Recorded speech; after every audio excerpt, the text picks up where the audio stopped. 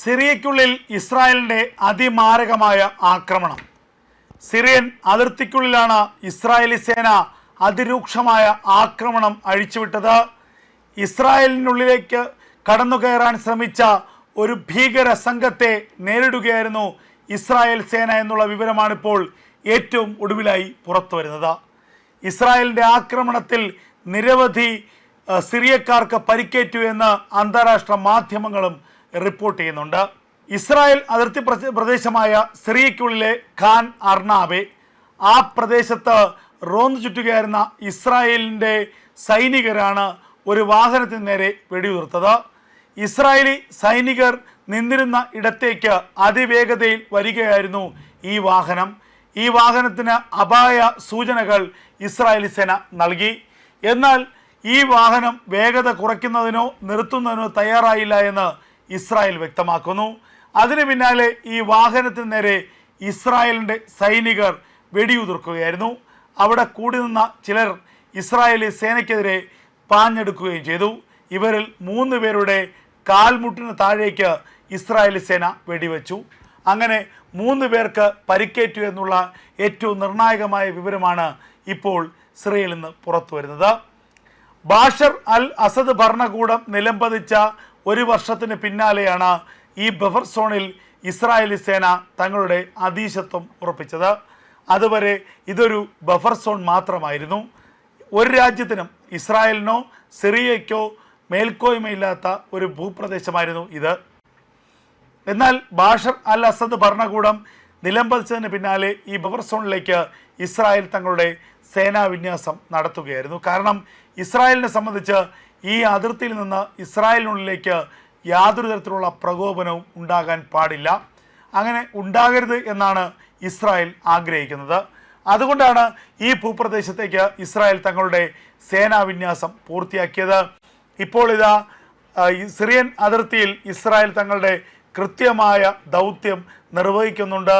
സിറിയയിൽ നിന്ന് ഒരാക്രമണവും ഇസ്രായേലിന് നേരെ ഉണ്ടാകരുതെന്നും സിറിയയിൽ നിന്ന് ഒരു തരത്തിലുള്ള പ്രകോപനവും ഇസ്രായേലിനെതിരെ ഉണ്ടാകരുതെന്നും ഇസ്രായേൽ കൃത്യമായി ഉറപ്പുവരുത്തുന്നു. അതിനുവേണ്ടി സിറിയൻ അതിർത്തികളിലേക്ക് ഇസ്രായേൽ കൃത്യമായി തന്നെ തങ്ങളുടെ സേനകളെ വിന്യസിക്കുകയാണ്. കൃത്യം 1 വർഷം മുമ്പാണ് സിറിയയിലെ ബാഷർ അൽ അസദ് ഭരണകൂടത്തിനെതിരെ വലിയ കലാപം പൊട്ടിപ്പുറപ്പെടുന്നത്. ആ കലാപത്തിന് പിന്നിൽ പ്രവർത്തിച്ചത് ഇസ്രായേലിൻ്റെ രഹസ്യാന്വേഷണ വിഭാഗമായ മൊസാദായിരുന്നു.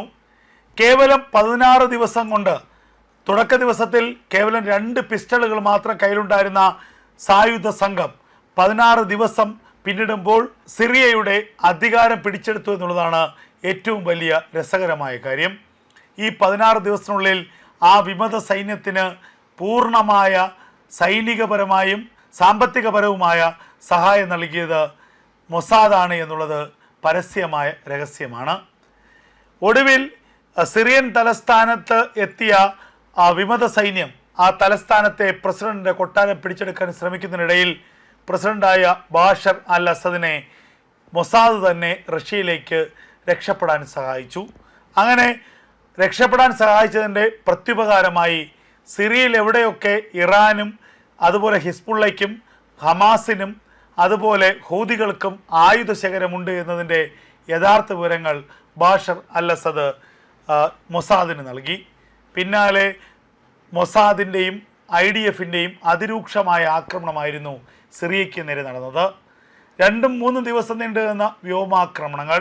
ആ വ്യോമാക്രമണങ്ങളിൽ സിറിയയിലെ ആയുധ കൂമ്പാരത്തിൻ്റെ 95% ഇസ്രായേലി സേന തകർത്തു. പല ആയുധങ്ങളും സൂക്ഷിച്ചിരുന്നത് പർവ്വതങ്ങളുടെ താഴ്വാരത്തായിരുന്നു. പ്രത്യേകമായി നിർമ്മിച്ച ബങ്കറുകളിലായിരുന്നു. പർവ്വതങ്ങളെ തുരന്ന് നിർമ്മിച്ച വലിയ ടണലുകളിലായിരുന്നു. സാമ്പത്തികപരവുമായ സഹായം നൽകിയത് മൊസാദാണ് എന്നുള്ളത് പരസ്യമായ രഹസ്യമാണ്. ഒടുവിൽ സിറിയൻ തലസ്ഥാനത്ത് എത്തിയ ആ വിമത സൈന്യം ആ തലസ്ഥാനത്തെ പ്രസിഡന്റിൻ്റെ കൊട്ടാരം പിടിച്ചെടുക്കാൻ ശ്രമിക്കുന്നതിനിടയിൽ പ്രസിഡന്റായ ബാഷർ അൽ അസദിനെ മൊസാദ് തന്നെ റഷ്യയിലേക്ക് രക്ഷപ്പെടാൻ സഹായിച്ചു. അങ്ങനെ രക്ഷപ്പെടാൻ സഹായിച്ചതിൻ്റെ പ്രത്യുപകാരമായി സിറിയയിൽ എവിടെയൊക്കെ ഇറാനും അതുപോലെ ഹിസ്ബുള്ളയ്ക്കും ഹമാസിനും അതുപോലെ ഹൂതികൾക്കും ആയുധശേഖരമുണ്ട് എന്നതിൻ്റെ യഥാർത്ഥ വിവരങ്ങൾ ബാഷർ അൽ അസദ് മൊസാദിന് നൽകി. പിന്നാലെ മൊസാദിൻ്റെയും IDF-ൻ്റെയും അതിരൂക്ഷമായ ആക്രമണമായിരുന്നു സിറിയയ്ക്ക് നേരെ നടന്നത്. 2-3 ദിവസം നീണ്ടുനിന്ന വ്യോമാക്രമണങ്ങൾ. ആ വ്യോമാക്രമണങ്ങളിൽ സിറിയയിലെ ആയുധ കൂമ്പാരത്തിൻ്റെ 95% ഇസ്രായേലി സേന തകർത്തു. പല ആയുധങ്ങളും സൂക്ഷിച്ചിരുന്നത് പർവ്വതങ്ങളുടെ താഴ്വാരത്തായിരുന്നു. പ്രത്യേകമായി നിർമ്മിച്ച ബങ്കറുകളിലായിരുന്നു. പർവ്വതങ്ങളെ തുരന്ന് നിർമ്മിച്ച വലിയ ടണലുകളിലായിരുന്നു. കൃത്യം 1 വർഷം മുമ്പാണ് സിറിയയിലെ ബാഷർ അൽ അസദ് ഭരണകൂടത്തിനെതിരെ വലിയ കലാപം പൊട്ടിപ്പുറപ്പെടുന്നത്. ആ കലാപത്തിന് പിന്നിൽ പ്രവർത്തിച്ചത് ഇസ്രായേലിൻ്റെ രഹസ്യാന്വേഷണ വിഭാഗമായ മൊസാദായിരുന്നു. കേവലം 16 ദിവസം കൊണ്ട്, തുടക്ക ദിവസത്തിൽ കേവലം 2 പിസ്റ്റളുകൾ മാത്രം കയ്യിലുണ്ടായിരുന്ന സായുധ സംഘം 16 ദിവസം പിന്നിടുമ്പോൾ സാമ്പത്തികപരവുമായ സഹായം നൽകിയത് മൊസാദാണ് എന്നുള്ളത് പരസ്യമായ രഹസ്യമാണ്. ഒടുവിൽ സിറിയൻ തലസ്ഥാനത്ത് എത്തിയ വിമത സൈന്യം ആ തലസ്ഥാനത്തെ പ്രസിഡന്റിൻ്റെ കൊട്ടാരം പിടിച്ചെടുക്കാൻ ശ്രമിക്കുന്നതിനിടയിൽ പ്രസിഡന്റായ ബാഷർ അൽ അസദിനെ മൊസാദ് തന്നെ റഷ്യയിലേക്ക് രക്ഷപ്പെടാൻ സഹായിച്ചു. അങ്ങനെ രക്ഷപ്പെടാൻ സഹായിച്ചതിൻ്റെ പ്രത്യുപകാരമായി സിറിയയിൽ എവിടെയൊക്കെ ഇറാനും അതുപോലെ ഹിസ്ബുള്ളയ്ക്കും ഹമാസിനും അതുപോലെ ഹൂതികൾക്കും ആയുധശേഖരമുണ്ട് എന്നതിൻ്റെ യഥാർത്ഥ വിവരങ്ങൾ ബാഷർ അൽ അസദ് മൊസാദിന് നൽകി. പിന്നാലെ മൊസാദിൻ്റെയും IDF-ൻ്റെയും അതിരൂക്ഷമായ ആക്രമണമായിരുന്നു സിറിയയ്ക്ക് നേരെ നടന്നത്. 2-3 ദിവസം നീണ്ടുനിന്ന വ്യോമാക്രമണങ്ങൾ. ആ വ്യോമാക്രമണങ്ങളിൽ സിറിയയിലെ ആയുധ കൂമ്പാരത്തിൻ്റെ 95% ഇസ്രായേലി സേന തകർത്തു. പല ആയുധങ്ങളും സൂക്ഷിച്ചിരുന്നത് പർവ്വതങ്ങളുടെ താഴ്വാരത്തായിരുന്നു. പ്രത്യേകമായി നിർമ്മിച്ച ബങ്കറുകളിലായിരുന്നു. പർവ്വതങ്ങളെ തുരന്ന് നിർമ്മിച്ച വലിയ ടണലുകളിലായിരുന്നു. എന്നാൽ ഇതിനെല്ലാം തന്നെ ഇസ്രായേലി സേന തകർത്ത് തരിപ്പണമാക്കി എന്നുള്ളതാണ് ഏറ്റവും വലിയ യാഥാർത്ഥ്യം. അതിന് പിന്നാലെ ഇസ്രായേലിനെതിരെ തുർക്കിയും ഈജിപ്തും ഇറാനുമൊക്കെ വലിയ യുദ്ധഭീഷണി മുഴക്കി. എന്നാൽ ഇസ്രായേൽ അതൊന്നും തന്നെ ചെവിക്കൊണ്ടില്ല.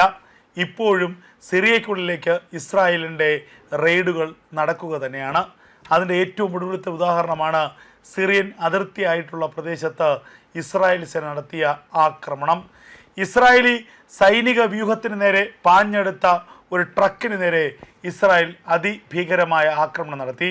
ആ ട്രക്കിനുള്ളിൽ വൻ സ്ഫോടക വസ്തുക്കളായിരുന്നു. അവിടെ കൂടിയിരുന്ന ആൾക്കാർ ഇസ്രായേലിന് നേരെ തിരിഞ്ഞുവെങ്കിൽ അവരുടെ മുട്ടിന് താഴെ വെടിവെച്ചുകൊണ്ട് ഇസ്രായേലി സൈന്യം തങ്ങളുടെ കർത്തവ്യം നിർവഹിച്ചു എന്നുള്ളതാണ് പുറത്തു വരുന്ന ഏറ്റവും പ്രധാനപ്പെട്ട വിവരങ്ങൾ.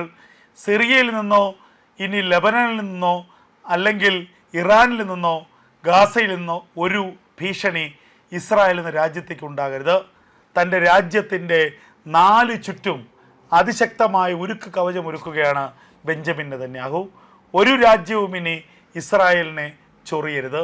ഒരു രാജ്യത്തിൻ്റെയും നോട്ടം ഇസ്രായേലിന് നേരെ ഉണ്ടാകരുത്. ഇതാണ് ബെഞ്ചമിൻ നെതന്യാഹു ലോകത്തോട് വിളിച്ചു പറയുന്നത്.